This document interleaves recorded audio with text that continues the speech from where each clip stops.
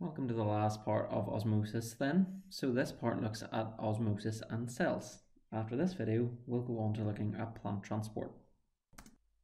So this is a good place to start then, looking again at plant and animal cells. So we're on the outside, we've got a cell membrane for the animal cell, but the cell membrane is just inside for the plant cell. Both have a cytoplasm. Chloroplasts, not really important in this video. Nuclear membrane, nucleus, again not really important. The important things here, and the important structures that we're going to be looking at, are the cell membrane, the vacuole, and the cell wall. Now, it's important as well to remember what is osmosis, because that's what we're looking at here. So osmosis is the movement of water from an area of high water concentration to an area of lower concentration through a selectively permeable membrane. So it's basically the diffusion of water molecules from where they're in high concentration to where they're in low concentration. Now the first one we're looking at here is plant cells.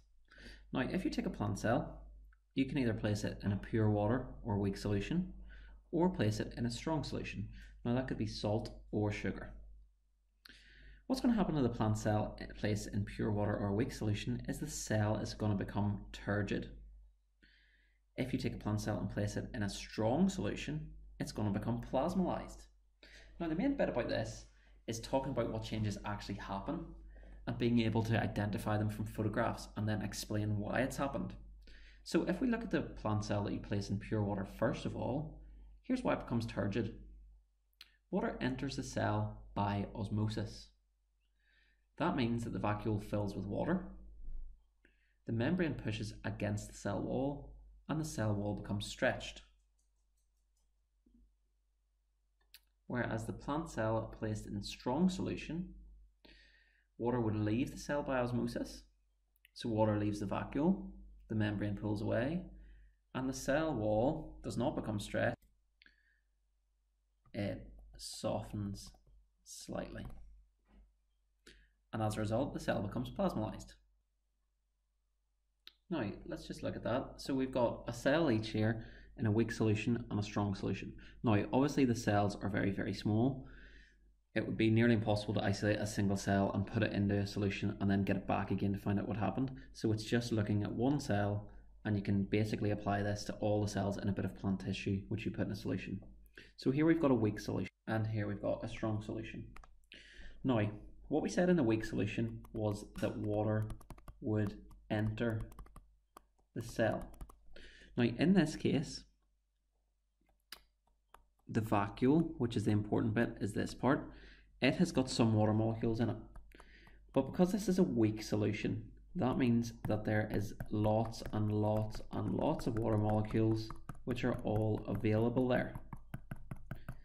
So out here, we have got a high water concentration, and in here we've got a low water concentration. So in this case, when you're using a weak solution or water, the water enters the cell by osmosis because it moves from high to low concentration.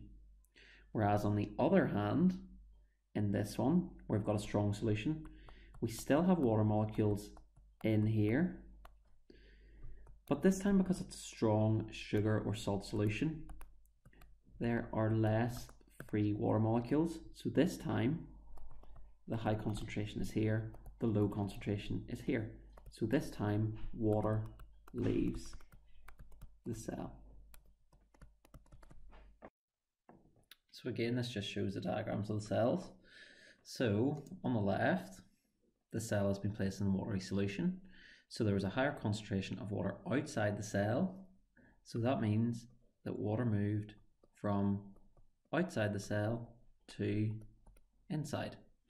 So from an area of high water concentration to low water concentration. So water enters the cell by osmosis. The cell wall stretches slightly, the cell membrane is pushed against the cell wall, and the vacuole will become larger. So we say that that cell is turgid. On the right hand side, the cell has been placed in a sugary solution. Now again, it doesn't have to be sugary, it can just be a strong salt or sugar solution. So there's a higher concentration of water inside the cell. So this time the water leaves the cell by osmosis. So basically, there was more water here than here, so water moves from a high to a low concentration. the cell wall becomes soft, the cell membrane, which is this part, pulls away from the cell wall, and the vacuole becomes smaller. All of that can be summarized in this diagram, and it's really worth learning this diagram over here, as this gives you a really good summary of all the things that are going to happen depending on if you put the plant cell in a watery or weak solution or a strong solution.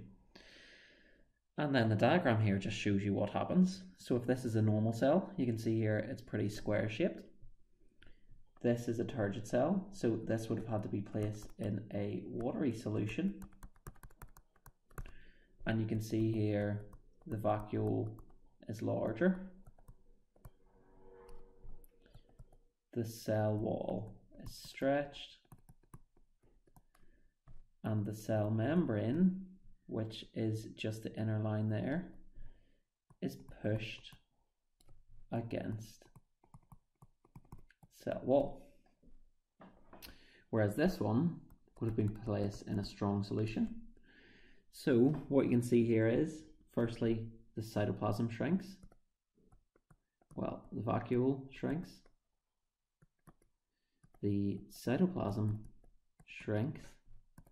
The cell membrane is pulled away. And we say that this cell has been plasmolysed. So here we can see some turgid red onion cells. So they would have had to be left in a watery solution, and that means that water would have to enter the cells. And this is them under a microscope. So the yellow lines we can see here are the cell walls. You can't make out the cell membrane, but it's pushed right up against the cell wall because they're turgid. And this pinky reddy area is the cytoplasm. And you can see that the cytoplasm fills the cell. This then is turgid white onion cells. Now, these black lines around the outside are again the cell walls. This time we can make out a nucleus. And the cell membrane has been pushed up against it. And this area is the cytoplasm. This then shows plasmolysed red onion cell. What had to happen was water had to leave the cells by osmosis. So this here is one cell, and what we can see here is the cell wall. So these lines here are cell walls. This here then is the cytoplasm. And what we can see here is that this area is actually filled up with the solution. So the solution actually enters the cells. Now this time around here is the cell membrane. So for example, in this cell, the cell membrane has pulled right away from the cell wall, right down to. This then just shows a little GIF of onion cells placed in strong solution and photographs taken every little while. So at the start, you can see how the cells are filled up, but they're placed in the strong solution, and you can see this white area appearing, which is the solution entering through the cell wall and the cell membrane being pulled away. Now the next thing to do is look at what happens in animal cells. So what do plant cells have that animal cells don't? Well, one of the main structures that plant cells have that animal cells don't is a cell wall. Now you'll remember that the cell walls prevent the cell from bursting when it's turgid or shriveling up whenever it's plasmolysed. Animal cells don't have a cell wall, so it's a little bit different for them. So this time, let's look at red blood cells because they're a typical animal cell. So we have this diagram in the center. This is when the cells would be placed in a solution with the same concentration as blood. So overall, there's no net movement of water. so the cells stay a normal shape. But what if you took them and put them in a strong solution? What would happen is the cells placed in the strong solution would lose water and the cells would shrivel up. And that's because the water, as shown in this diagram, would go from the area of high concentration to low concentration, so water would leave the cells by osmosis. And then what about if you put them in a watery solution? Well, you can see here that water would enter the cell, and that's because the water would move from an area of high concentration to an area of low concentration. So the cells would swell up and burst, and that's called lysis. And that's because water enters cells by osmosis. So the two main scenarios you could be asked about is an animal cell being placed in pure water or a weak solution, or being placed in strong solution.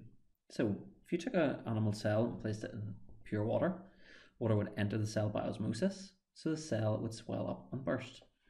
And that was called lysis.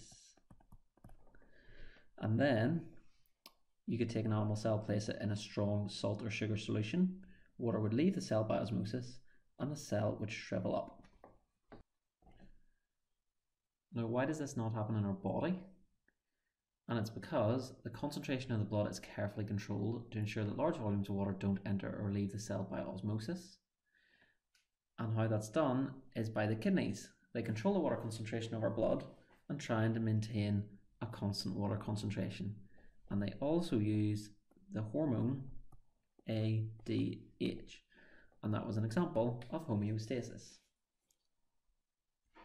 So another question is, why will a red blood cell burst but a plant cell won't? Well, you've got to remember the differences in their structure. Plant cells have cell walls, animal cells don't. So the cell wall prevents the animal cell or prevents the plant cell from bursting, but red blood cells don't have a cell wall, so those cells can swell up and they will eventually burst if they take in too much water by osmosis. And that is the end of this video. Thank you. Goodbye.